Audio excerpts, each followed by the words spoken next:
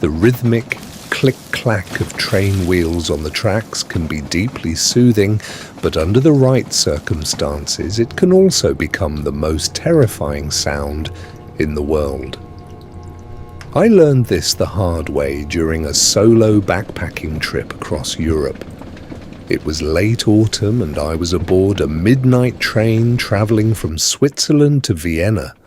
The clock had just ticked past 2 a.m.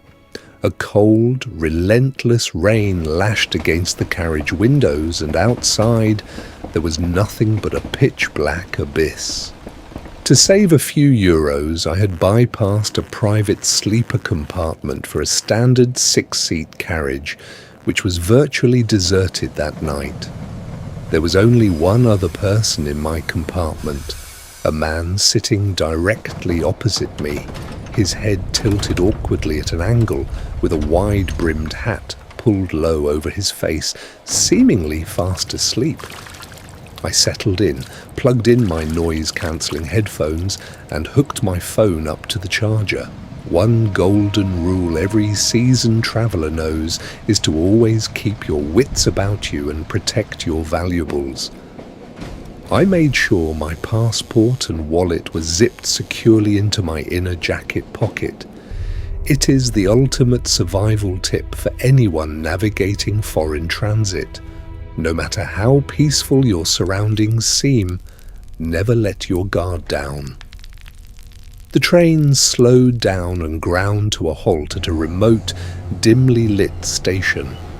The carriage door creaked open, and a woman in her early 30s wearing a soaked black trench coat stepped in.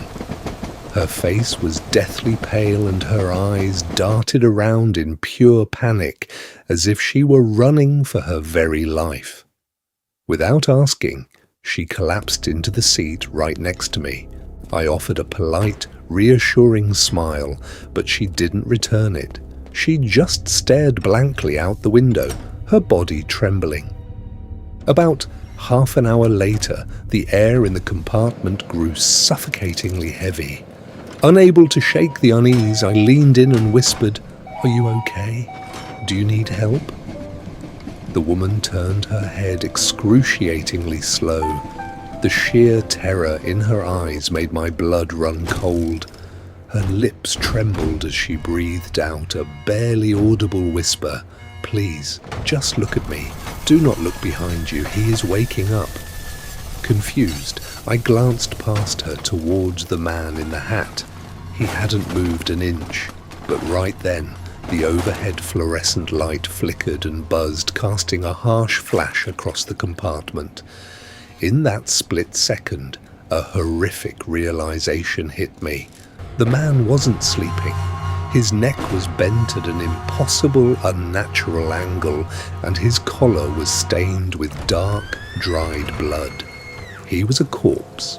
Worse still, every time the train jolted violently against the tracks, his lifeless torso would sway forward, leaning toward us like a marionette snapping out of its trance.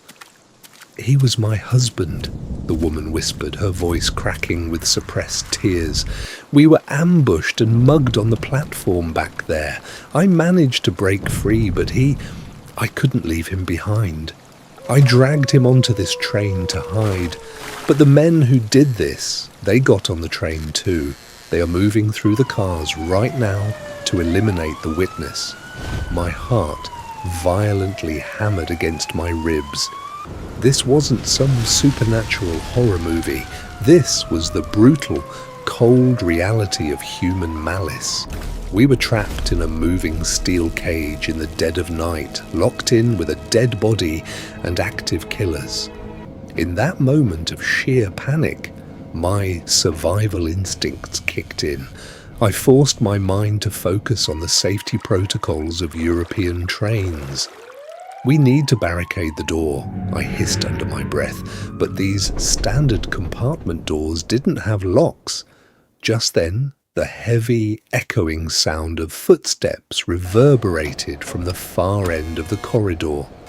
Two shadows stretched along the frosted glass of our compartment door.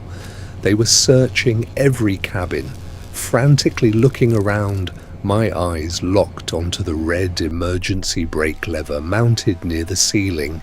Pulling it blindly could be fatal if the train stopped inside a mountain tunnel, trapping us with nowhere to run. I glanced out the window. We were passing through an open valley, and a cluster of city lights was visible in the distance. We were close to a town.